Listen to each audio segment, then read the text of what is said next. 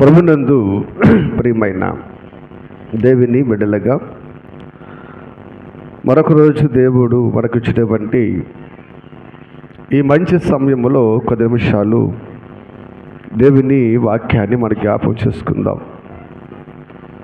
దేవుడు అనాది కాలం నుంచి తన బిడ్డలైన వారిని రక్షించి కాపాడి సంరక్షించి ఆ మహాలోకము పరలోకానికి తీసుకెళ్లాలని దేవుడు ఎంతగానో ఆలోచిస్తూ ఉన్నాడు, ఆశపడుతున్నాడు అనే సంగతి మనకు తెలుసు. మంచిది.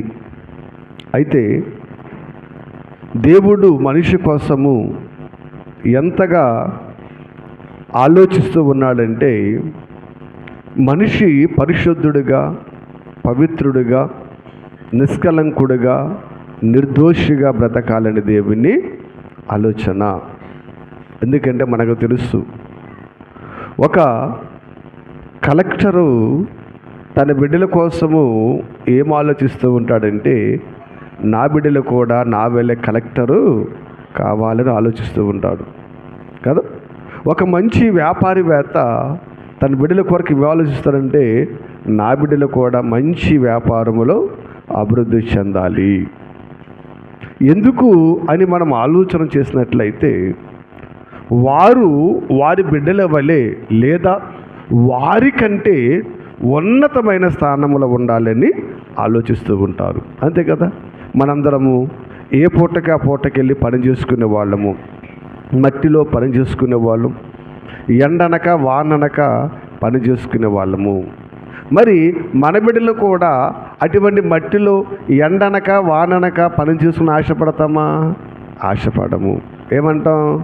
నాయనా, ఈ మట్టిలో నువ్వు పని చేయలేవు, ఈ ఎండ వాన నువ్వు తట్టుకోలేవు, కాబట్టి మాకంటే ఉన్నతమైన మంచి స్థితిని కలిగి నీవు ఉండాలి అని మనం ఆశపడుతూ ఉంటాం. మంచిదే. ఎందుకంటే ఏ కన్న తండ్రులు కూడా బిడ్డల కొరకు మంచి ఆలోచన కలిగి ఉంటారు. అయితే ఇక్కడ మనం ఆలోచించినట్లయితే, పరలోకపు తండ్రి కూడా ఆయన బిడ్డలుగా ఈ భూమి మీదకు పుట్టుకొస్తున్నటువంటి ప్రతి మనిషి గురించి ఆలోచించేది అదేనైనా. ఏం ఆలోచిస్తూ ఉన్నాడంటే, మంచిగా, నిజాయితీగా, పవిత్రులుగా, పరిశుద్ధులుగా బ్రతికి ఇదిగో ఆ మహాలోకానికి మీరు వచ్చేయాలని ఆలోచిస్తూ ఉన్నాడు. మరి ఈ నిబంధనలో దేవుడు మనుషులను పవిత్రులుగానే, యథార్థవంతులుగానే పుట్టించాడు. ఆయన పుట్టుకలో దోషము లేదు, ఆయన పుట్టుకలో పాపము లేదు, ఆయన చేసిన దాంట్లో ఏ దోషము లేదు. అది కారణం మనకు తెలుసు. ఆయన చేసిన సమస్తము చూసిన వెళ్ళగదమ్మా, మంచిగా ఉంది, చాలా మంచిగా ఉంది. అందులో ఏ లోపము లేదు, ఏ దోషము లేదు. కానీ మరి తేడా ఎక్కడొచ్చిందంటే, దేవుడు చేసినప్పుడు మంచిగా ఉంది. అయితే ఆదాము అవ్వలు మరి ఎప్పుడైతే తినవద్దన్న పండు తిన్నారో అప్పుడు వారు పాపము చేశారు. అప్పుడు ఏం చేశారండి? పాపము చేశారు. ఇదిగో పాపం అనే పరిస్థితి బట్టి మనిషి దేవుడు ఆశించినట్టుగా మనిషి బ్రతకలేకపోతున్నాడు, తప్పిపోతున్నాడు. అందుకు దేవుడు పాత నిబంధన గ్రంథం నుంచి ఎన్నో విధానాలను, ఎన్నో నిబంధనలను మనిషికి దేవుడు ఇచ్చుకుంటూ వస్తూ ఉన్నాడు కదా. పాత నిబంధనలో వారు తప్పు చేసినప్పుడు లేదా దేవునికి విరోధముగా వారు బ్రతికినప్పుడు, ఆజ్ఞను అతిక్రమించినప్పుడు వాళ్ళు ఏం చేయాలి? బలివ్వాలి. వాళ్ళు ఏం చేయాలండి? బలివ్వాలి. బలిచ్చి బలితో ప్రోక్షించి ఆ పాపాన్ని వాళ్ళు ఏం చేయాలి? కడుగుకొని శుద్ధులు కావాలి. ఇది పాత నిబంధన.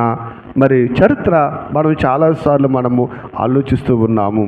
ఎందుకంటే బలి అంటే వారి సామర్థ్యం కొలది, వారి సామర్థ్యం కొలది. నేను దేవుడు కూడా చూసారా అందరిని ఒకే బల్యం అనలేదండి.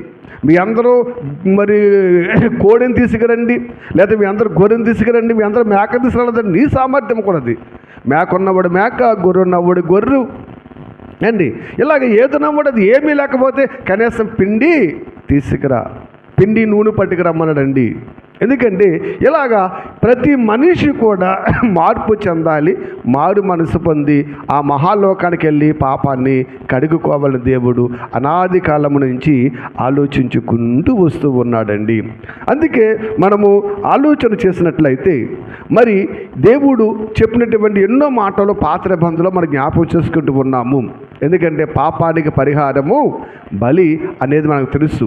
ఒకసారి యెహెజ్కేలు గ్రంథములో 36వ అధ్యాయములో 25వ వచనాన్ని ఒకసారి మనం చూసినట్లయితే, మీ అపవిత్రత యావత్తు పోవునట్లు నేను మీ మీద శుద్ధ జలము చల్లుదును, మీ విగ్రహం వలన మీకు కలిగిన అపవిత్రత అంతయు నేను తీసివేసేదును, నూతన హృదయము మీకు ఇచ్చేదను, నూతన స్వభావము మీకు కలుగజేసాను, రాతి గుండె మీలోండి తీసివేసి మాంసపు గుండెని ఇచ్చేదను, నా ఆత్మను మీ అందుంచి నా కట్టలను అనుసరించు వారిగాను నా విధులను గైకొని వారిగాను మిమ్మును చేసేదను. దేవుడు అనాది కాలము నుంచి మరి బలిచ్చినప్పుడు ఎందుకు పవిత్రంగా చేస్తున్నాడు, బలిచ్చినప్పుడు ఎందుకు పరిశుద్ధుడిగా చేస్తూ ఉన్నాడంటే, ఏదో నువ్వు బలి చేసి మళ్ళా పాపం చేసేస్తామని కదండి. ఆయన నిబంధన ఎందుకంటే, ఇదిగో శుద్ధ జలము మీ మీద జల్లినప్పుడు మేమేమవుతారు, శుద్ధులైపోతారు, అంతే కదా. ఇప్పుడు బలిచ్చి రక్తాన్ని ప్రోక్షించాలి, రక్తాన్ని ఏం చేయాలమ్మా, ప్రోక్షించాలి. ఇసొప్పు ఉంటుంది కదా, దాంతో వాళ్ళ మీద అలాగా ప్రోక్షించాలి. అందుకే చూడండి, మన హిందూ దేవాలయంలో మనం వెళ్ళినప్పుడు ఆ నీటిలో చెట్టు అలా ప్రోక్షిస్తారు. ఇది అంత అక్కడది ధర్మశాస్త్ర నిబంధనది.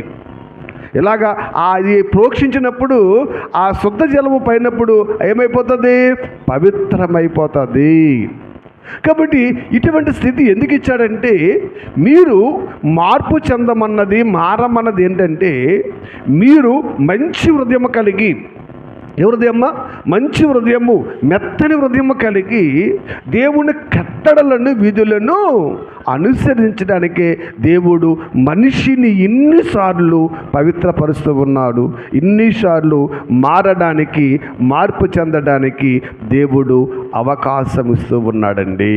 కానీ మనిషి ఏం చేశాడంటే, తప్పుకు అలవాటు పడిపోయి తప్పు చేసుకుంటూనే వెళ్ళిపోతున్నాడు తప్ప మారు మనసు పొంది పరిశుద్ధుడిగా, పవిత్రుడిగా ఉండలేకపోతున్నాడు. అపవిత్రతను కడుగుకోలేకపోతున్నాడు. ఎందుకంటే దేవుడు అనాది కాలము నుంచి ఎన్నో సందర్భాలలో దేవుడు మనతో మాట్లాడుతూ ఉన్నాడండి.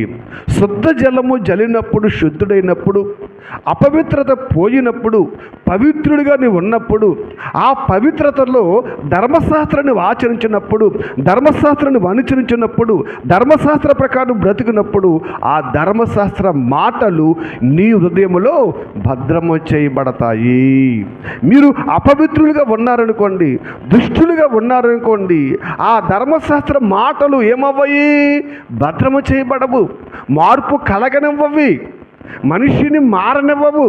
మనిషిలో మార్పు రావాలంటే ముందు హృదయము ఏమవ్వాలి, మెత్తని మాంసపు హృదయముగా కావాలి, వినే స్వభావం కావాలి, వినగలిగే మనస్తత్వం కావాలి. విత్తనము మొలకెత్తాలంటే నేలమవ్వాలి, చదును చేయబడాలి, మెత్తగా ఉండాలి. చక్కగా ఆ విత్తనం మొలడానికి, విత్తనము మొలవడానికి వీలుగా ఆ నేల తయారు చేయబడాలి. ఎక్కడ పడితే అక్కడ విత్తనము మొలవదు. విత్తనమే ఎక్కడ పడితే అక్కడ మొలవనప్పుడు మరి దేవుని వాక్యము హృదయంలో ఎలా భద్ర చేయబడుతుంది? భద్రము చేయబడాలంటే మాంసపు హృదయాన్ని కలిగి ఉండాలి అన్నాడండి. అందుకే ఇదిగో అనాది కాలము నుంచి మీకెన్నో సందర్భాలలో, ఎన్నో పరిస్థితులు ఇవన్నీ మీకెందుకు నేను ఇచ్చుకుంటూ వస్తున్నానంటే, మీరు హృదయములో నా మాటలు ఉండాలి, నా వాక్యాన్ని ఉండాలి. ఎందుకు అని మనము ఆలోచన చేసినట్లయితే ఆ వాక్యము మనలను పవిత్రులుగా, పరిశుద్ధులుగా ఈ లోకములో నడిపిస్తూ ఉంటుంది. పవిత్రత అంటే మరి పాత నిబంధన గ్రంథంలో శుద్ధ జలాలు జల్లాడు కదా, అలాగే యూదులు కూడా అనుకున్నారు చాలా సందర్భాలలో. యేసుక్రీస్తు వచ్చేటప్పటికి మార్కు సువార్త మనకు తెలుసు, 7వ అధ్యాయంలో మార్కు సువార్త మీకు తెలుసు. అక్కడ చేతులు కడుక్కొని భోజనం చేయలు, చేతులు కడుక్కోకుండా భోజనం చేయడం అనే పరిస్థితులు, ఇదిగో మీ శిష్యులు అపవిత్రతను కలిగి ఉన్నారు అనే సందర్భములో ప్రభు అయిన మరి యేసుక్రీస్తు వారు మాట్లాడుతున్న మాట మనకు తెలుసు. ఇదిగో మీరు పాత్రలను మీరు ఆ శుద్ధ జలము జల్లుకొని మీరేం చేస్తారు, మీరు పవిత్రపరుస్తున్నారు. ఎప్పుడు సంతకెళ్ళి వచ్చినప్పుడు, బయటికి వెళ్ళి వచ్చినప్పుడు యూదుల ఆచారం ఏంటి, ఆ పాత్రల మీద శుద్ధ జలాలే జల్లాలి. చల్లినప్పుడు అదేమైపోతాయి, పవిత్రలైపోతాయి. ఇలాగా ఇది యూదుల ఆచారము, ఇది యూదుల నిబంధన, ఇది యూదుల పరిస్థితి. ఇలాగ ఆలోచించినప్పుడు ఇదిగో మీరు ఈ పాత్రలో కలుగుటలో వీటికి మరి శుద్ధ జలం జల్లుట్లో వెలుపుల మాత్రమే మీరు శుద్ధి చేస్తున్నారు, కానీ లోపలేమవట్లేదు, శుద్ధి చేయబట్టలేదు. ఇంకో సందర్భంలో మాట్లాడుతుంటాడైనా మీరు వెలుపులు శుద్ధి చేస్తున్నారు, లోపలది శుద్ధి చేయబట్టలేదు. లోపల కూడా ఏమవ్వాలి, శుద్ధి చేయబడాలి. ఏదో నీళ్ళు జల్లుకోవడం ఆచారం అయిపోయింది, ఇదే ఆచార వ్యవస్థలో మీరు వెళ్ళిపోతున్నారు. కానీ దేవుడు కోరుకున్నది వెండి శుద్ధ జలము మేద జల్లుకొని శుద్ధుడు కమ్మన కాదు, హృదయాన్ని మార్చుకొని శుద్ధుడు కమ్మని దేవుడు కోరుకున్నది. ఇక్కడ సమాజంలో ఇలాగా ఈ పరిస్థితి వెళ్ళిపోతున్న సందర్భంలో దేవుడు యోహాను ద్వారా బాప్తిస్మం అనే నిబంధనను ఏర్పాటు చేశాడు. అక్కడికి ఏం కట్ చేశాడు, బలి కట్ చేసేసాడు. ఏం చేయడమ్మా, బలి కట్ చేశాడు. ఇక బలి లేదు, రక్తము ప్రోక్షించబడతలేదు. మీరు సంత వీధుల్లో నుంచి వచ్చినప్పుడు మీ శుద్ధ జలమును జల్లుకొని పవిత్రులు కావలసిన అవసరత లేదు అని మరి భక్తుడైన బాప్తిస్మం ఇచ్చే యోహాను ద్వారా బాప్తిస్మ కార్యక్రమాన్ని దేవుడు నిబంధన తీసుకొచ్చాడు. ఇప్పుడు ప్రతి మనిషి ప్రతి వారు కూడా ఏమవ్వాలి, నమ్మి బాప్తిస్మము పొందాలి. ఎందుకు మనకు తెలుసు, ఆ రామపత్రిక 6వ అధ్యాయం అంతా కూడా పౌలు గారు బాప్తిస్మం గురించి చాలా మరి గొప్పగా ఆయన మాట్లాడుతూ ఉంటాడండి. ఈ బాప్తిస్మం అనేది కూడా ఏమి చెప్తున్నాడంటే, అక్కడ మరి యెహెజ్కేలు గ్రంథములో ఏ రీతికైతే రక్తము ప్రోక్షింపబడినప్పుడు శుద్ధ జలము జల్లినప్పుడు మీ హృదయము మారాలో, ఈ బాప్తిస్మం కూడా పౌలు గారు ఏం చెప్తున్నాడంటే, మీ మనసు మారి నూతన పరచబడాలి అండి. అక్కడ హృదయం మారాలి, మార్పులో తేడా లేదు. ఇక్కడ హృదయం మారాలి, మార్పులో తేడా లేదు. కానీ ఏం మారింది, నిబంధన మారింది. ఇప్పుడు ఏదో బయటికి వెళ్ళి వచ్చి నీళ్ళు చల్లుకోవడం, లేదా తప్పు చేసినప్పుడు బలి చేయడం ఈ కాదు. ఇప్పుడు ఒక్కసారి మనము క్రీస్తునందు ఏమయ్యామన్నమా, పాతి పెట్టబడ్డాము. తండ్రి కుమార పరిశుద్ధాత్మ నామములు మనం ఏం పొందాము, ఇప్పుడు ఏం పొందామమ్మా, బాప్తిస్మము మనము పొంది ఉన్నాము. అందుకే నమ్మి బాప్తిస్మం పొందినవాడు ఏమవుతాడు, రక్షింపబడతాడు. మంచిది, నమ్మి బాప్తిస్మం పొందినవాడు రక్షింపబడతాడు అని పరిశుద్ధ లేఖనం చెబుతుంది కదా. మరి నమ్మి బాప్తిస్మం పొందిన మనందరము ఎంతమంది రక్షణలో ఉన్నాము, ఎంతమంది రక్షింపబడ్డాము? రక్షణ పొందడం అంటే ఏంటి, రక్షింపబడడం అంటే ఏంటి? ఏమా పాపముల నుండి మనము రక్షింపబడి ఆ మహాలోకానికి చేరడానికి వారసులవ్వాలి. అది రక్షింపబడటము, అంతే కదా. ఇప్పుడు ఒక సింహము నోటులో లేదా ఒక ఎలుగుబంటి దగ్గర, ఒక జంతువు దగ్గర, ఏదైనా దగ్గర ఒక మనుషుడు అనుకోండి. ఇప్పుడు ఆ మనిషి రక్షింపబడినప్పుడు ఏమవ్వాలి, దానికి అతను బలి కాకూడదు, అది అతను చంపకూడదు, అది అతన్ని ఏలకూడదు. అది చంపకుండా ఏమవుడతను రక్షింపబడాలి. అది రక్షణ. అంతే తప్ప చచ్చిపోయిన శవం తీసుకొచ్చేసి మనం రక్షించామంటే ఒక సింహం వచ్చింది, చంపేసింది. ఇప్పుడు శవం తీసుకొచ్చి రక్షించాం మనము? రక్షించలేదు. ఎలా రక్షించాలి, ప్రాణం ఉండగా రక్షించాలి, దాని బాలుని రక్షించాలి, అప్పుడు రక్షించినట్లు. అంతే తప్ప శవం తీసుకొచ్చి పొడిగబెట్టేసి ఇదిగో సింహము నోటు నుండి రక్షించామంటే అది రక్షణ కాదు. మరి రక్షణ పొందిన మనము ఇంకా పాపపు కోరలలో, పాపపు బ్రతుకులలో, పాపపు జీవితాలను మగ్గిపోతున్నామంటే మన రక్షణ ఏమైపోయింది? ప్రభునందు ప్రియమైన దేవుని బిడ్డలుగా దేవుడు అనాది కాలము నుంచి ఆయన కోరుకునేది ఒక్కటే, ఈ లోక మాలిన్యము నుండి, పాపము నుండి మీరు రక్షింపబడి ఆ మహాలోకానికి చేరాలి. అదే దేవుడు మనసును కోరుకునేదండి. ఆస్తులు ఇమ్మనలేదు, అంతస్తులు ఇమ్మనలేదు, ఏమి ఇమ్మనలేదు. లోకములో పాపము నుండి, అపవిత్రత నుండి, మాల్యము నుండి మీరు రక్షింపబడి ఆ మహాలోకానికి రండయ్యా, అంతకు మించి నేను మిమ్మల్ని ఏమీ అడుగుచూ ఉన్నానంటున్నాడు. అంటే ఇప్పుడు రక్షణ పొందాము కదా, రక్షణ పొందిన మనము ఆ రక్షణను ఏం చేయాలి ఏమ్మా? కాపాడుకోవాలి. కాపాడుకోవాలి ఎక్కడ పెట్టాలి? పట్టుకెళ్ళి బీరువాలో పెట్టేద్దామా, లేకపోతే బ్యాంకులో లాకర్ తీసుకుని బ్యాంకు లాకర్లో పెట్టేద్దామా? ఆలోచన చేయండి. బీరువాలో పెట్టేద్దామా? చాలామంది బీరువాలో పెట్టేస్తున్నారా? రక్షణ అనేది దాచుకుంటే దాగేది కాదు, అది ప్రతిరోజు కూడా అభివృద్ధి చెందాలి, ప్రతిరోజు అది విస్తరించాలి, ప్రతిరోజు అది ఎదగాలి. అయితే ఇప్పుడు రక్షింపబడిన మనము, నమ్మి బాప్తిసం పొంది రక్షింపబడిన మనము, ఇదిగో మరలా ఎక్కడ పాపములో, ఎక్కడ మరి అపవిత్రతలో, ఎక్కడ దుర్మార్గతలో పడిపోయి కొట్టుకుపోతామేమో అని దేవుడు అలా కొట్టుకుపోకుండా మనలను రక్షించి కాపాడటానికే దేవుడు ఈ వాక్యాన్ని మరలా మన చేతికి ఇచ్చాడండి. ఈ వాక్యం ఎందుకు ఇచ్చాడు అనుకున్నారు? జ్వరం వచ్చిన చదువుకుంటా కాదు, దెయ్యం వచ్చిందని తల కింద పెట్టి పడుకుంటా కాదు, అవసరతలో చదువుకుంటా కాదండి. ఇది నీ రక్షణలో నేనేం చేద్ది? కాపాడుతుంది వాక్యము. రక్షణలో నేను ఎదుగు తీస్తుంది, రక్షణలో నిన్ను అభివృద్ధి చేస్తుంది, రక్షణలో నిన్ను నిలబెట్టడానికి దేవుడు ఈ వాక్యాన్ని ఇచ్చాడు. కానీ మనిషి ఈ వాక్యాన్ని నిర్లక్ష్యము చేస్తూ ఉన్నాడండి. పాటలలో సంతోషము, సాక్ష్యములో సంతోషము, పండగలో సంతోషము, ప్రతి దాడిలో సంతోషమే. కానీ వాక్యం దగ్గరకు వచ్చినడికి ఏముండదు. వాక్యాన్ని విని సంతోషించేవారు ఎంతమంది? వాక్యం చెబుతున్నారంటే ఆనందించేవారు ఎంతమంది? ఈరోజు వాక్యం నాతో ఏం మాట్లాడుతుంది, నా దేవుడు నాతో ఏం మాట్లాడుతున్నాడు, నా బ్రతుకులో నేను మార్చుకోవాలి అని వాక్యము కోసం ఎదురు చూసేవారు ఎంతమంది? ప్రభునందు ప్రియమైన దేవుని బిడ్డలుగా, అందుకే పలువురు ఇదిగో ఇంత గొప్ప రక్షణను ఎలా మరలము నిర్లక్ష్యము చేయదము. నిర్లక్ష్యం చేసేస్తున్నారండి.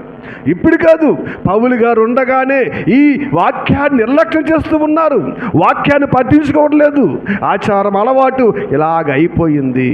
వాక్యం బ్రతుకుల్లో మార్పు లేదండి. వాక్యం ద్వారా జీవితాల్లో పరివర్తన లేదు. అందుకే పౌలు గారు నిర్లక్ష్యమా? ఏంటి నిర్లక్ష్యము? దేవుడు వాక్యాన్ని ఎందుకు ఇచ్చాడో తెలుసండి. అనాది కాలములో యూదులకు ధర్మశాస్త్రాన్ని ఇచ్చాడు, ఇశ్రాయేలుకి ధర్మశాస్త్రాన్ని ఇచ్చారు. ఆ ధర్మశాస్త్రాన్ని వారు విని బ్రతకలేకపోయారు, ఆచరించలేకపోయారు. చూస్తారు కదా, యెజ్రెయేలు గ్రంథం చూస్తారు కదా, ఇదిగో నా విధులు, నా ధర్మశాస్త్ర విధులు మీ హృదయమందు ఉండాలంటే మీ మనసు ఏమవ్వాలి? మారాలి. మెత్తని మాంసపు హృదయం కావాలి. విత్తనము మంచి నేల మీద పడినప్పుడు మొలకెత్తినట్లు నీ హృదయం మంచిదైతేనే వాక్యము నీలో మొలకెత్తుతుంది. ఆ వాక్యము నిన్ను రక్షణలో నిలబెడుతుంది. ఆ వాక్యము నిన్ను అభివృద్ధి చేస్తుంది. ఆ వాక్యము నిన్ను ఆ మహాలోకానికి నడిపిస్తుంది. లేదా హృదయం మార్చుకోవా, బ్రతుకు మార్చుకోవా, దేవుళ్ళో ఉంటావు, దేవునితో ఉంటావు, దానికే డోకా లేదు. అన్ని కార్యక్రమాలు చేస్తావు, అన్ని పనులు చేస్తావు, చివరికి నరకానికి జారిపోతాం. ఎందుకంటే అపవాది చాలా తెలివిగా మనుష్యులను భ్రమపరుస్తూ ఉంటుందండి.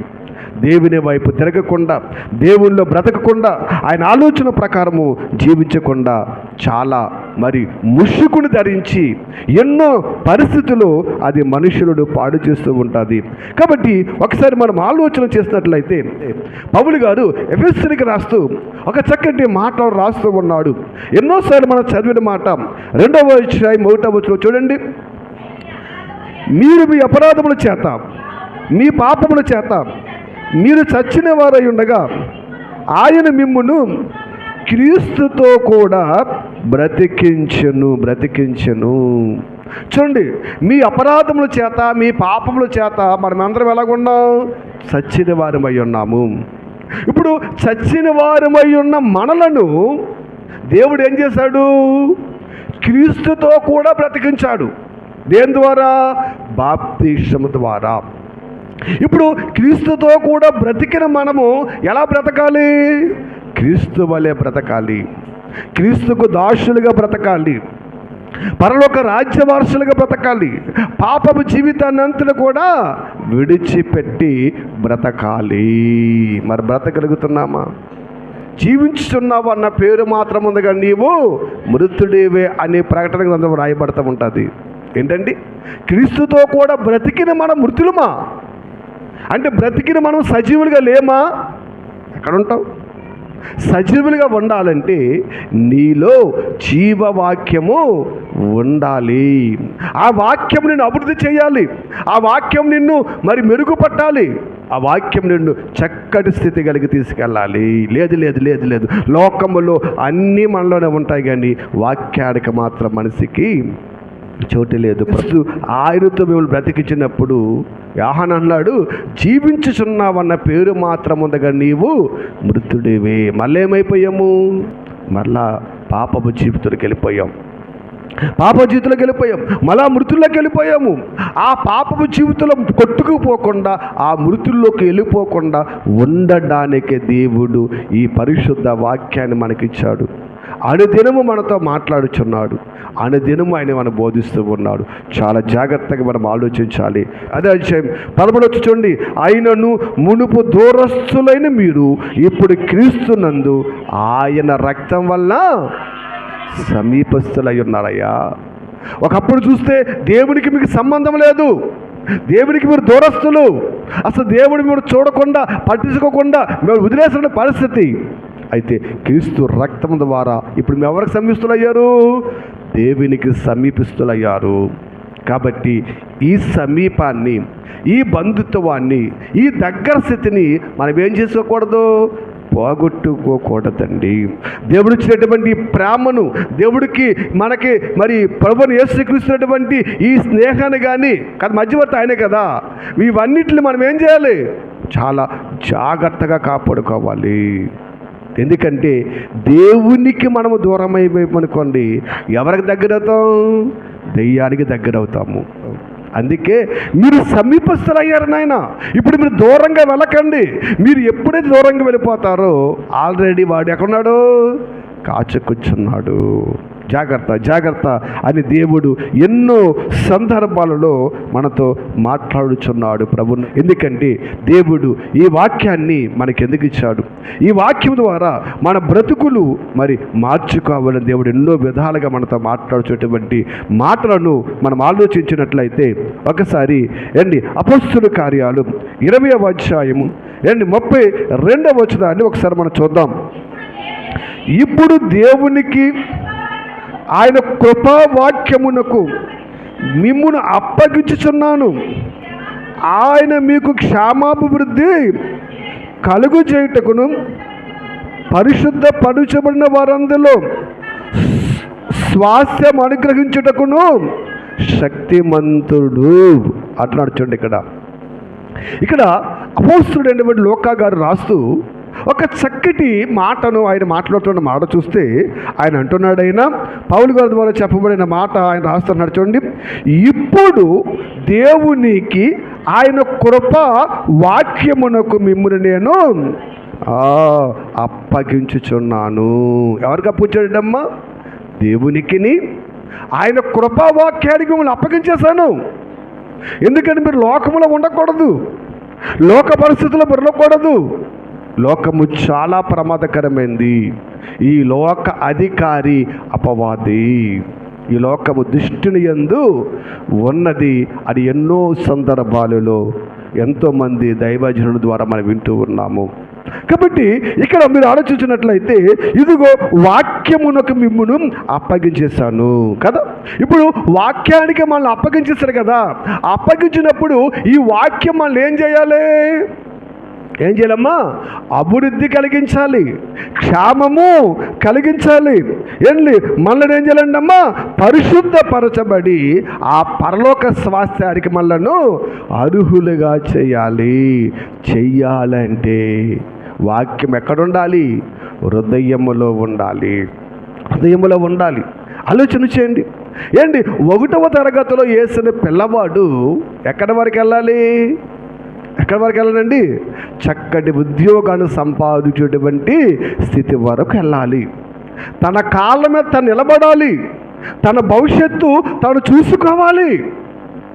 తన భవిష్యత్తు తను చూసుకొని తన కాళ్ళ మీద తను నిలబడి చక్కటి ఉద్యోగ స్థితిని కలిగి తన కుటుంబాన్ని పోషించి సంరక్షించేటువంటి అభివృద్ధి వాడికి రావాలి. అవునంటారా కాదంటారా? అవును. మరి ఇక్కడ అపోస్తులు కృపావాక్యానికి మనల్ని అప్పగించినప్పుడు ఈ వాక్యం ద్వారా మనం కూడా ఏమవ్వాలమ్మా? అభివృద్ధి చెందాలి కదా. ఇప్పుడు 1వ తరగతిలోకి వెళ్ళి కుర్రవాడు ఏం చేయాలి? ఏం చేస్తే పైకి వెళ్తాడే? మీరు చెప్పాలి. రోజు స్కూల్కి వెళ్ళి వచ్చేస్తే పైకి వెళ్ళిపోతాడా? ఏం చేస్తే పైకి వెళ్తాడు? కష్టపడి చదవాలి, టీచర్స్ చెప్పిన మాటలు రాయాలి, హోంవర్క్ రాయాలి, అప్పచెప్పాలి, పరీక్షలు రాయాలి, పరీక్షల టైంలో కష్టపడి చదవాలి.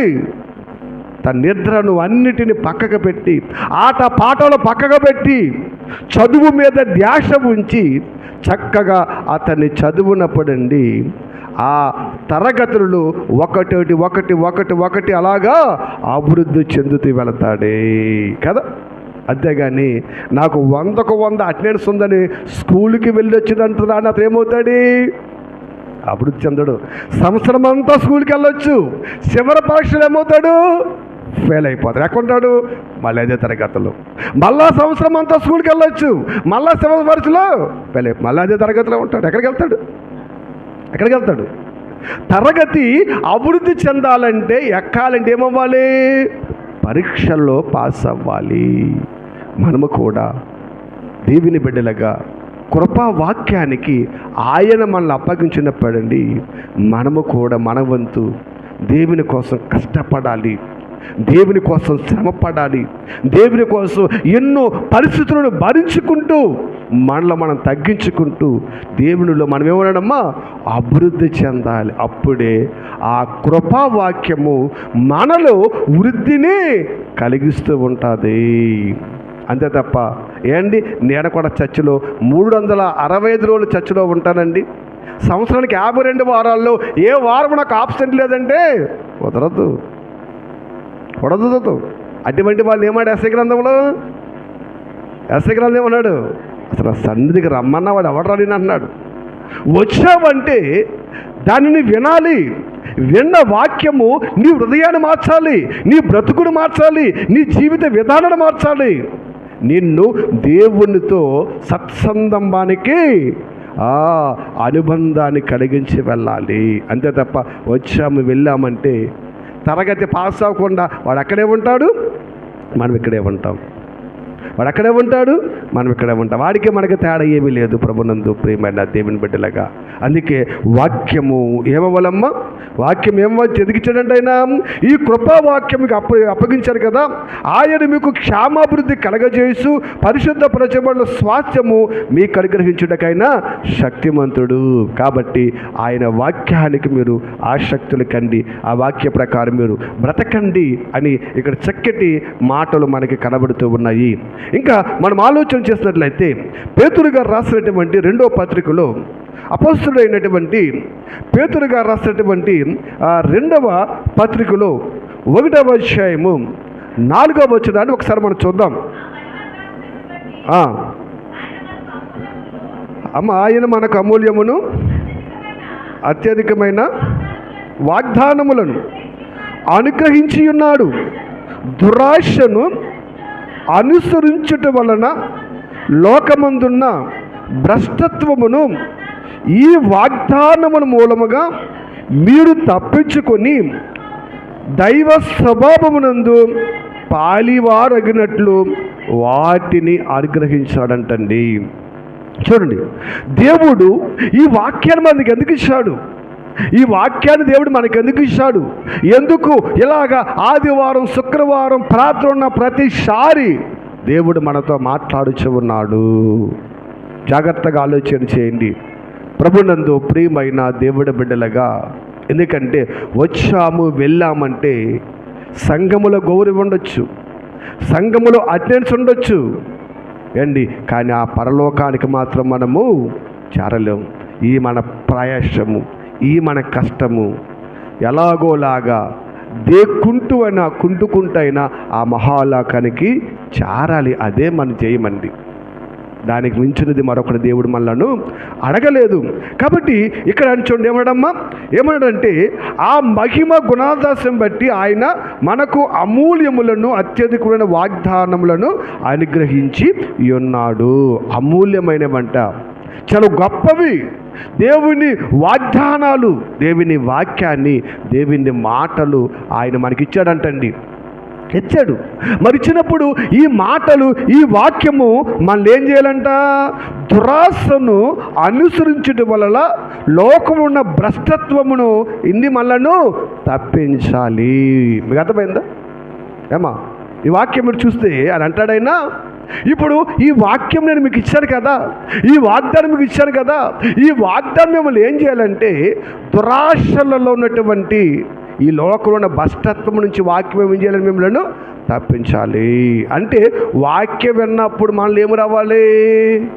మార్పు రావాలి, బ్రతుకు మారాలి, జీవితం మారాలి. చూడండి, భ్రష్టత్వము నుండి మిమ్మల్ని ఏం చేస్తుంది? అది తప్పించి ఏంటది?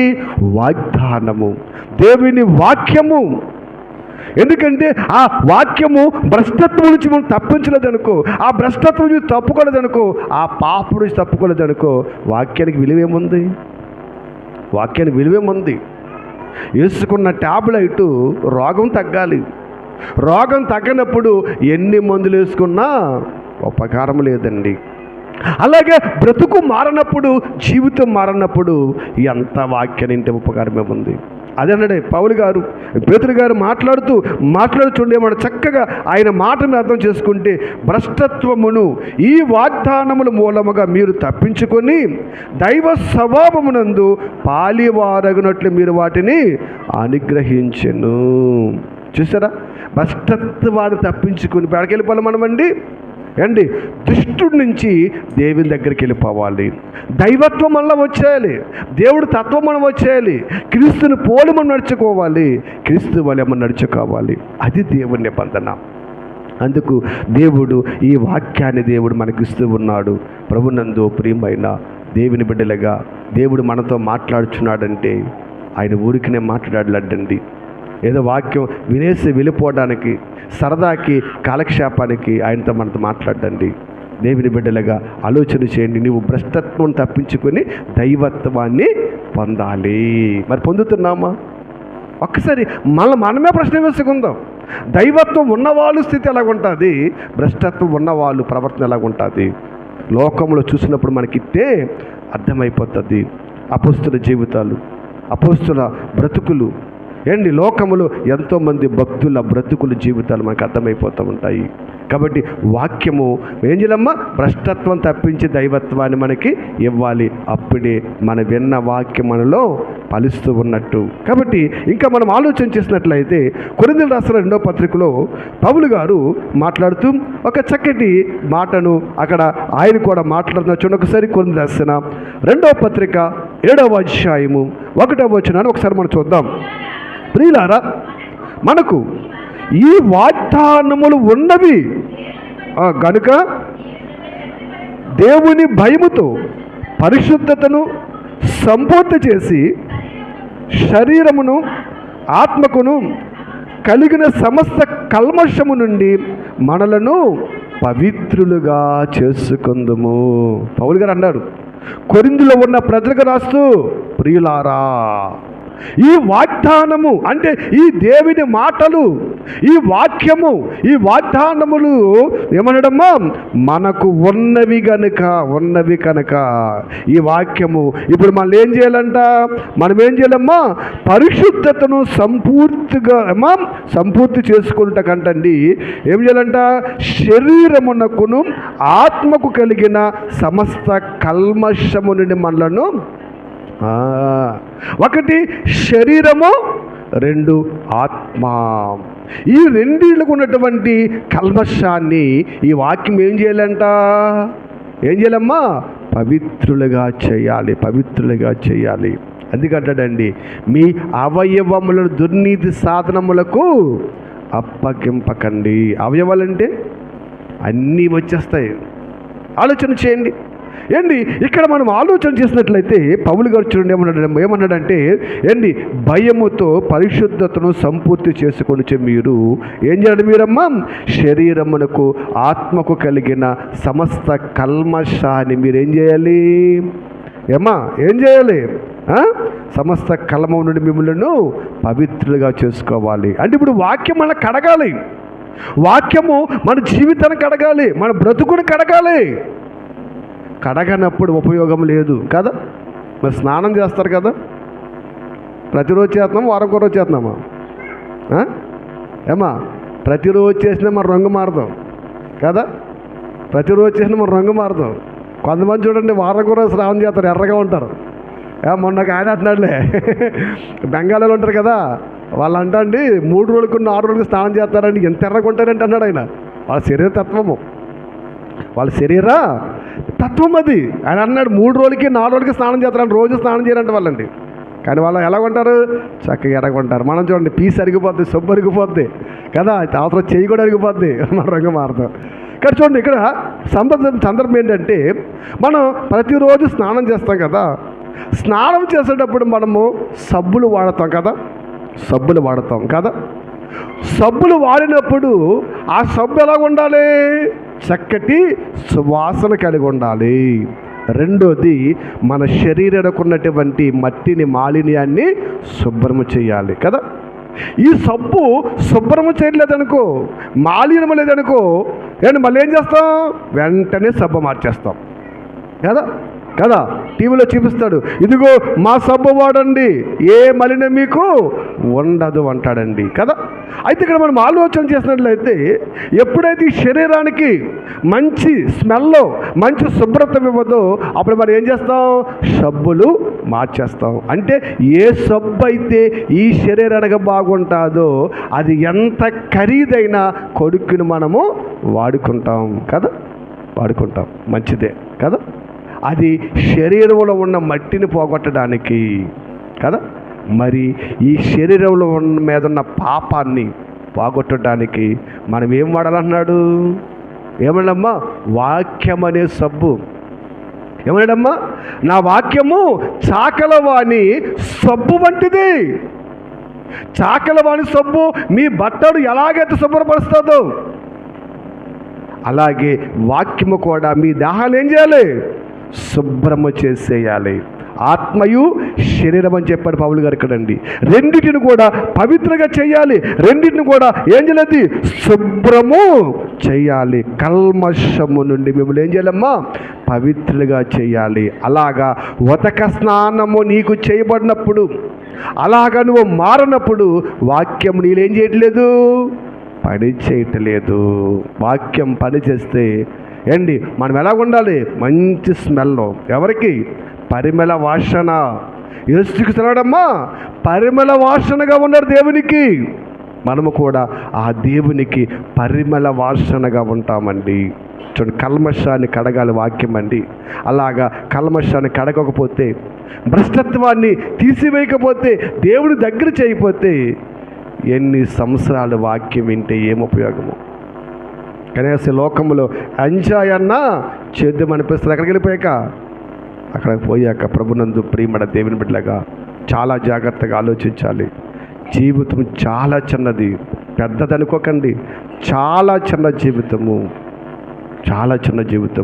చాలా జాగ్రత్తగా మనము ఆలోచన కలిగి ఉండాలి ప్రభునందు ప్రియమైన దేవుని బిడ్డలుగా.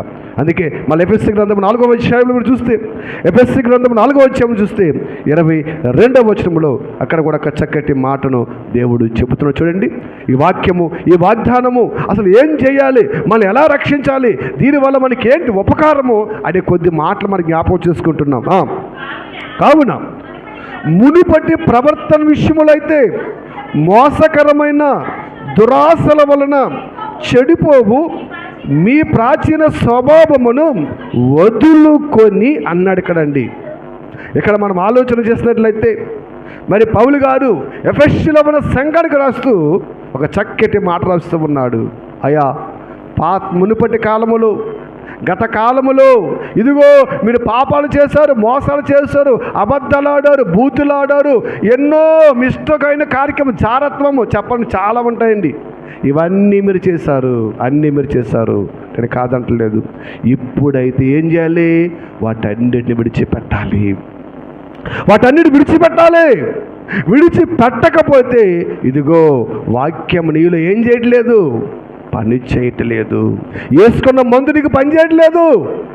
ఓ బిల్లలు మింగే ఉపకారమేంటి ఏండి? పని చేయకుండా బిల్లలు ఎక్కువ మింగేస్తామనుకో ఏమొస్తుంది మనకి?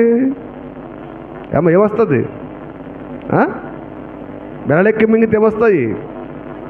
కిడ్నీలు పోతాయంట. ఆ బిల్లలంట కొన్ని అవయవాల మీద అపక్షిస్తాయంట.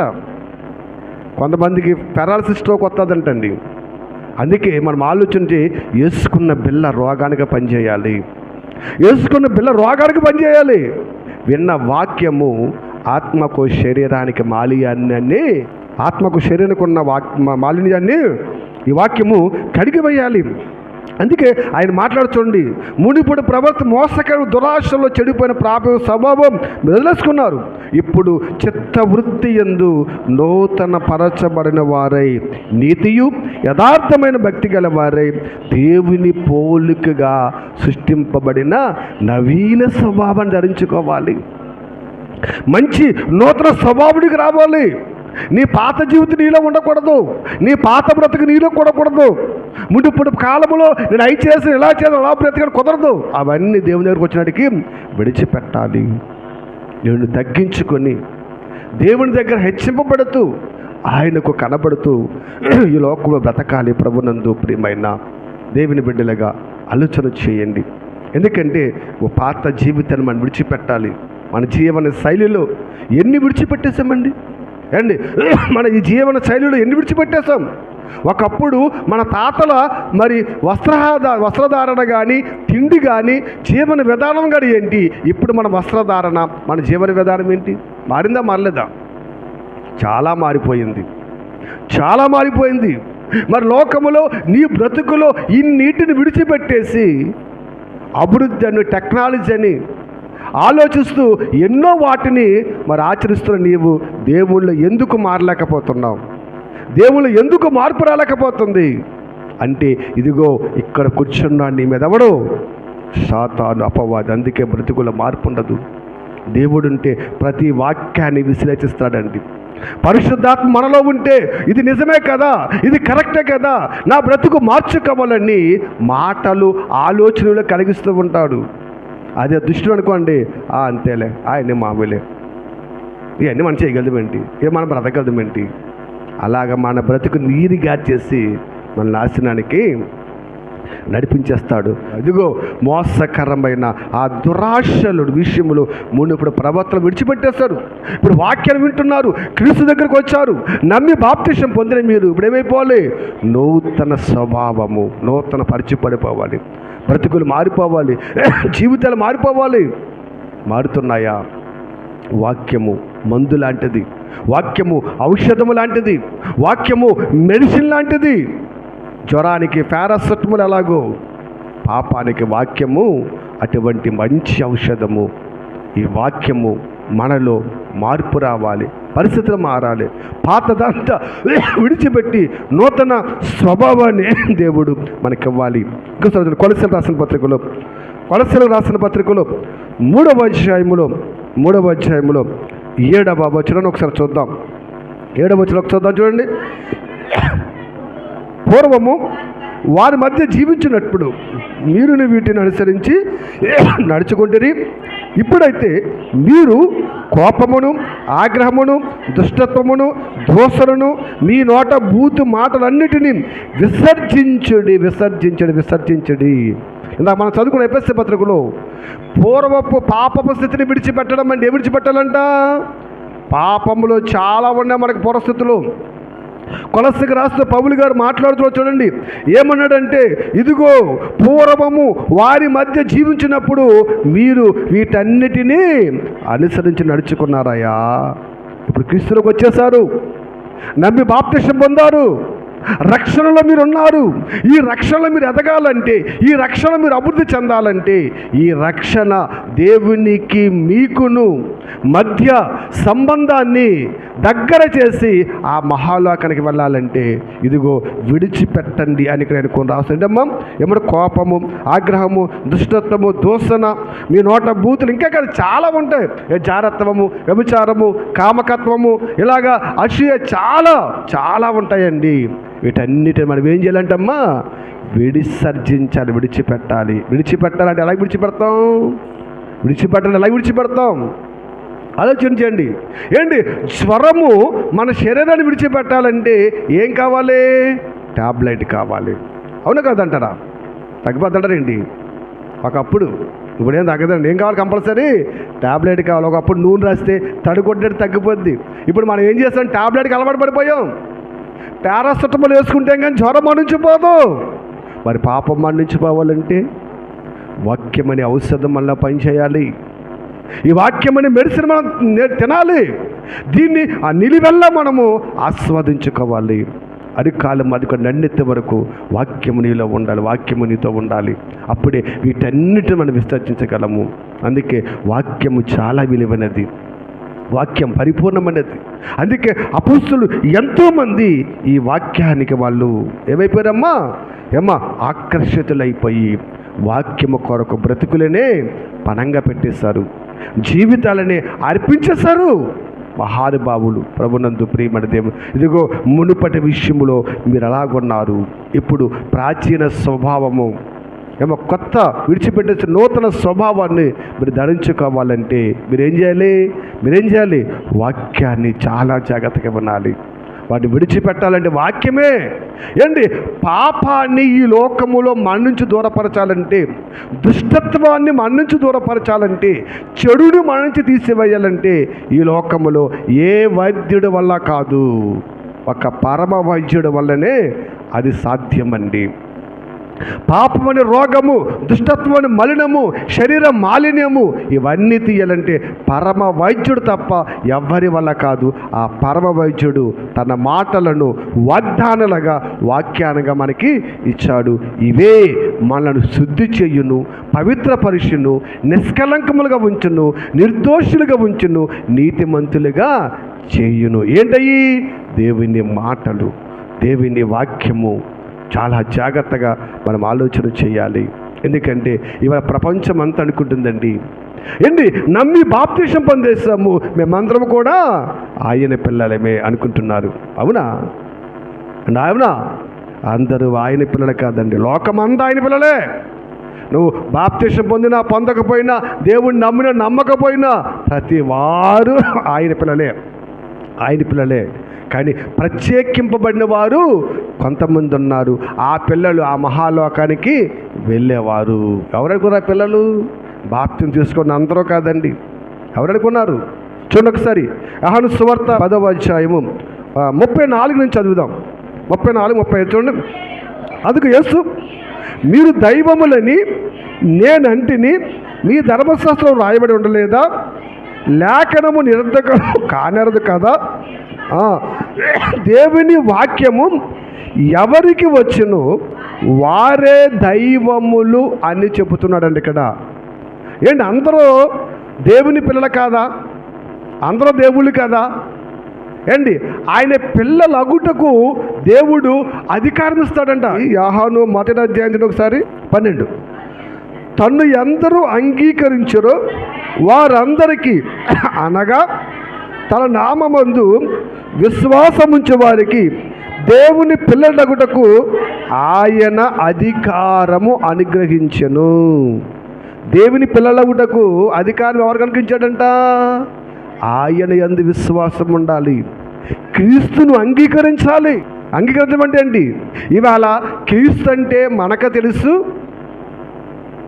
తెలుసు ఏంటి? బాప్తిసం పొందిన వారికి కూడా క్రీస్తు తెలుసు. వాళ్ళ క్రీస్తుని అంగీకరిస్తున్నారా? అంగీకరిస్తున్నారు. ఉన్నారు లేదా? ఇప్పుడు చర్చికి రాకుండా బాప్తిసం చాలామంది ఉన్నారు. వాళ్ళు క్రీస్తుని అంగీకరించరా? అంగీకరిస్తారు. మనం అంగీకరిస్తున్నాం, అన్యులు అంగీకరిస్తున్నారు, అందరూ అంగీకరిస్తున్నారు. అంగీకారం అంటే అంగీకారం కాదండి. క్రీస్తుని అంగీకరించడం అంటే ఆయన మాటలు మనం ఏం చేయాలి? ఆచరించాలి. ఆయన మాటలు అనువదించాలి. ఆయన మాటల ప్రకారం బ్రతకాలి. అటువంటి వారికి ఆయన పిల్లలగుటకు ఏం చేస్తాడు? ఆయన అధికారం ఇస్తున్నాడు. అందరూ ఆయన పిల్లలు మాత్రము కాదు. అందరూ ఆయన పిల్లలే కాదండి. ఇక్కడ ఇంకో రకం కాదండి. లోకమంతా ఆయన పిల్లలే, కానీ పరలోకం వెళ్ళే పిల్లలు మాత్రము అందరూ కాదండి. ఆయనను అంగీకరించాలి, వాక్యానికి లోబడాలి, వాక్యం మనలో పనిచేయాలి, వాక్యం మన బ్రతుకులు మార్చాలి, వాక్యం మన జీవితాలు మార్చాలి. మారని బ్రతుకు ఎన్నాళ్ళు దేవునితో ఉంటే ఎవడికి ఉపకారం? ఆలోచన చేయండి. రోగము తగ్గనప్పుడు ఎన్ని మిల్లలు వేసుకుంటే ఉపకారం ఏముంది? ఎంతమంది వైద్యం చేస్తే ఉపకారం ఉంది? ఎన్ని సంవత్సరాలు దాడిపడి హాస్పిటల్లో ఉంటే ఉపకారం ఏముంది? ఎందుకంటే దేవుడు ఎన్నో సందర్భాలలో దేవుడు మనతో మాట్లాడుచు ఉన్నాడు. మాట్లాడుతున్న ప్రతి మాటను చాలా జాగ్రత్తగా మనము వినాలి, ఆలోచించాలి. అందుకే ఇక్కడ ఏమన్నా చూడండి, దేవుని వాక్యము ఎవరికి వచ్చునో అంటే ఎవరు రావాలి? ఇప్పుడు మనకి దేవుని వాక్యము రావాలి. వాక్యం ఎలాగొస్తుంది? వాక్యం రావాలంటే నీ హృదయంలో వాక్యం ఫలించాలి. ఆ వాక్యం ప్రతిఫలముగా నీ ప్రవర్తన చూపించాలి. నువ్వు అనేకులు ఎదుట సాక్షిగా నిలబడాలి. మంచి ప్రవర్తన కలిగి ఉండాలి. లోకముల మన ఇష్టానుసారంగా వెళ్ళిపోతూ అది ప్రవర్తన కాదండి. లోకము వేరు, దేవుడి వేరు. లోక ఉద్దేశాలు వేరు, దేవుని ఉద్దేశాలు వేరు. నీకు తెలిసిందే న్యాయం అనుకుని వెళ్ళిపోతే కుదరదండి. దేవుని న్యాయపీఠం దగ్గర తీసుకురావాలి. ఎందుకంటే దేవుని న్యాయపీఠం దగ్గర చాలా విషయాలు మనము పరిశోధించాలండి. చాలా. ఎందుకంటే దేవుని వాక్యము చాలా విధాలుగా మనుషులతో మాట్లాడుతుంది. దేవుని బిడ్డలుగా మనం ఆలోచన చేస్తే ఎన్నో సందర్భాల్లో దేవుడు మనకి మాట్లాడుతున్నాడండి. అందుకే చూస్తే సామెతల గ్రంథము 4వ అధ్యాయము 20వ వచనం చూస్తే అక్కడ అంటాడైనా, నీ కన్నుల ఎదుట నుండి నా కుమారుడా నా మాటను ఆలకింపము, నా వాక్యములకు నీ చెవియొక్కము, నీ కన్నుల ఎదుటి నుండి వాటిని తొలగిపోనీయకము, నీ హృదయమందు వాటిని భద్రము చేసుకొనుము. దొరికిన వారికి అవి జీవమును, వారి సర్వ శరీరమునకు ఆరోగ్యమునిచ్చును అన్నాడండి. అండి ఇక్కడ ఈయన రాసిన మాట బాగానే ఉంది. కింద అన్నాడండి, దొరికిన వారికి అన్నాడండి. ఏమా దొరికిన వారికి అన్నాడండి. అందరికీ దొరకదండి. దొరకాలంటే ఏం చేయాలి?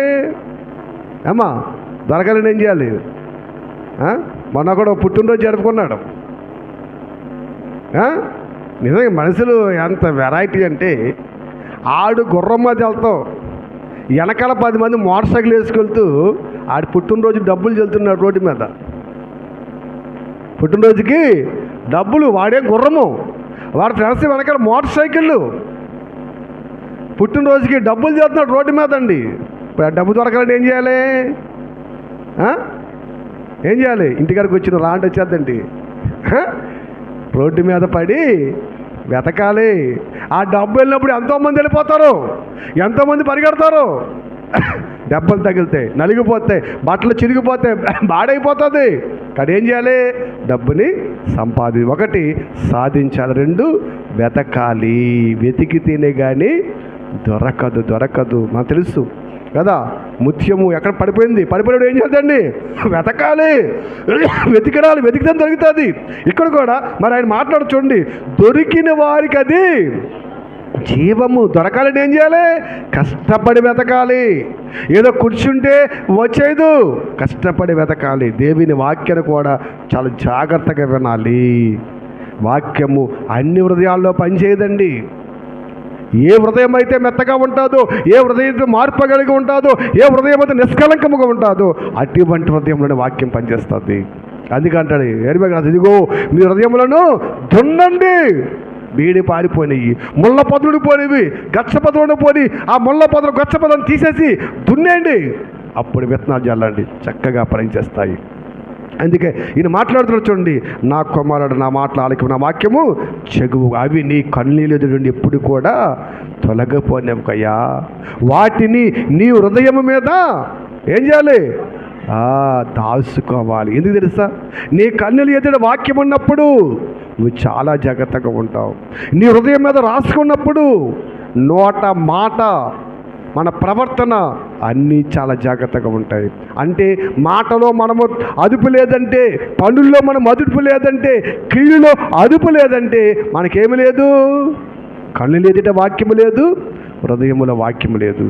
చాలా జాగ్రత్తగా చూడండి. ఇలాగా మనకు మనం విశ్లేషించుకుంటే అసలు మనం పరలోకం వెళతామో లేదు ఇట్టే మనకి తెలిసిపోతుంది. పరిశీలించుకోవాలి, పరిశోధించుకోవాలి. ఏదో వినేసి వెళ్ళిపోయాం కదండి, ఇలా వినేసి వెళ్ళిపోయి ఎన్నాళ్ళు జరిగినా మన బ్రతుకులో ఉపకారం లేదండి. మారాలి, మార్పు చెందాలి, ఆ మహాలోకానికి మనం వెళ్ళిపోవాలి ప్రభునందు ప్రియమైన దేవుని బిడ్డగా. అందుకే అది దొరికిన వారికి జీవం పట్టుకోవాలి. ఆ వేసినప్పుడు దాన్ని పట్టుకొని మనం ఏం చేయాలి, జాగ్రత్త పట్టేసుకోవాలండి. మేము వేస్తున్నాం ఇప్పుడు విత్తనాలు, మేము వేస్తున్నాం, ఏం చేస్తామా, విత్తనాలు జల్లుతున్నాం. మేము ఇప్పుడు ఇలా నుంచి మాట్లాడుతున్నాంటే విత్తనాలు జల్లుతున్నాం. ఈ జల్లు విత్తనాలు ఏం చేయాలి, మీరు వెంటనే పట్టి హృదయంలో భద్రము చేసేసుకోవాలి. అంతే తప్ప ఏదో విన్నాములే వెళ్ళిపోయామనుకుంటే బ్రతుకుల్లో మార్పు ఉండదు. మన జీవితం చాలా చిన్నదండి.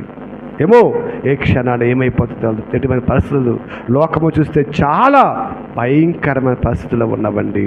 చాలా భయంకరమైన రోగాలు, విపత్తులు ఎన్నో రోజు మనము ఆ సోషల్ మీడియాలో కానీ టీవీల్లో కానీ ఎన్ని చూస్తున్నాం మనం. ఎంత దుర్మార్గ రోజులు తెలుసండి. మొన్న ఒకటి చూసారా, భార్యని చంపి ఎన్ని ముక్కలు చేశాడు అమ్మా, 72 ముక్కలు చేశాడంట. చేసి ఏం చేశాడు, కుక్కర్లో పెట్టి ఉడకబెట్టాడంట మహానుభావుడు. ఎన్ని రోజులు, 3 రోజులు 4 రోజులు అమ్మ, 3 రోజులు ఉడకబెట్టాడంట. భార్యని చంపి ముక్కలు చేసి కుక్కర్లో పెట్టి ఉడకబెట్టాడు. దాగుతాడండి, దొరకమానతాడండి. ఎవడో దొరకమాడో, చేసిన తప్పుకి ఎవడో దొరకమానడు. దేవుని దగ్గర ఎప్పుడైనా నిలబడాలి. దుర్మార్గం రోజులండి, చాలా భయంకరమైన రోజులు, చాలా భయంకర. మంచి లేదు, మంచిగా బ్రతకమని చెప్పేవారు లేరు. ఎప్పుడు కూడా మోసం చేయమని, చెడిపోమని, ఇలాగా చెడు మాటలు చెప్పి ప్రోత్సహించేవారు. కానీ మంచిగా బ్రతకండి, చక్కగా బ్రతకండి, వినయంగా బ్రతకండి అని చెప్పేవారు ఎవరు లోకంలోనండి. కుటుంబాల మీద తగాదాలు, మనుషుల మీద తగాదాలు ప్రోక్షించి నాశనం నడిపించి ఈ సమాజాన్ని భయంకర పరిస్థితిలో తీసుకుపోతున్నారండి. అయ్యో ఇది తప్పు, అయ్యో ఇది పాపము అని ఎవరు ఆలోచిస్తున్నారు? చాలా భయంకరమైన రోజుల్లో ఉన్నామండి. ఎవడో చెప్పాడంట భార్య గురించి, విన్నాడు, ఏం చేశాడు, మొక్కల కింద నరికేశాడండి. మొక్కల కింద నరికేశాడు. చూడండి ప్రభునందు ప్రియమైన దేవుని బిడ్డలుగా, వాడు చెప్పకపోతే భార్యను చంపేవాడా? వాళ్ళ అనుమానం వచ్చేదా? వాళ్ళ పరిస్థితి వచ్చేదా? చూడండి, లోకం కూడా ఎలాగో తెలుసండి. కొట్టుకుంటే సంతోషం చూసేవారు ఎక్కువ మంది అండి. బాధపడితే ఇంట్లోకి వెళ్ళి ఆనందపడేవారు ఎక్కువ మంది. పక్కవాడు ఏడుస్తుంటే అయ్యో పాపమైన రోజులు పోయినవి. ఒకప్పుడు పక్కవాడు ఏడుస్తుంటే అయ్యో పాపము ఎలదాం వాదార్థం అనేవారు. ఇప్పుడు ఏం చేస్తుందండి, వాడు ఏడితే ఇంట్లోకి వెళ్ళి ఆనందపడే రోజులండి. దుర్మార్గపు రోజుల్లో మనం ఉన్నాం, దుష్ట రోజుల్లో మనం ఉన్నాము. అందుకే ఏ రోజైనా, ఏ క్షణమైనా ఏదైనా జరగవచ్చు, మనమైనా పోవచ్చు. అందుకే ఈ వాక్యం మనలో పట్టేసుకోవాలి, భద్రం చేసుకోవాలి. ఈ వాక్యం మన పరిపూర్ణంగా ఆ మహాలోకానికి నడిపించేయాలి. కొద్ది జీవితంలో ఈ కొద్ది మాటలు మనం ఎలా వినగలుగుతున్నాము? ఇలాగా సంవత్సరాలు గడిపోతే, రోజులు గడిచిపోతే, జీవితం గడిచిపోతే ఏం ఉపయోగం అండి? పొద్దున్న ఆ మహాలోకములో మన కోసం ప్రాణం పెట్టాడు ప్రభువైన యేసుక్రీస్తు. ఆయన రూపాన్ని చూడడం మీకు ఇష్టం లేదా? ఆశ లేదా? ఎక్కడో 2 సంవత్సరాల కోయిట్లో ఉన్న కొడుకు, కూతురు, భార్య ఎప్పుడు వస్తుందని ఎదురు చూస్తున్నా కదా, వాళ్ళు చూడాలని ఎంత ఆశపడుతున్నా కదా. మన కోసం ప్రాణం పెట్టిన యేసయ్య రూపం ఎలాగుంది ఎవరు తెలుసు? అసలు రూపాన్ని ఎవడం చూసారా? ఎవరికి తెలియదని రూపం అండి. కనపడే బొమ్మలన్నీ కూడా సినిమా హీరోలు నటించిన సినిమాల నుంచి తీసినవి. ఆయన అసలు రూపం ఎవరికి తెలీదు. ఆ రూపమును చూడాలని ఆశ లేదుకి లేదా? నా కోసం పాన పెట్టిన ఆ ప్రభు రూపం ఎలాగుంటుంది? ఈ సర్వ సృష్టిని చేసిన ఆ తండ్రి రూపం ఎలాగుంటుంది? ఎన్నాళ్ళని కాచి కాపాడి సంరక్షణ ఆ పరిశుద్ధాత్మ రూపం ఎలాగుంటుంది? చూడాలి వాళ్ళని అని ఆశ మనకి లేదా? ఆశ కలిగి బ్రతికితే ఆయన నిన్ను నడిపిస్తాడు, కాపాడుతాడు, సంరక్షించి నిత్య జీవంలోనికి నడిపిస్తాడు.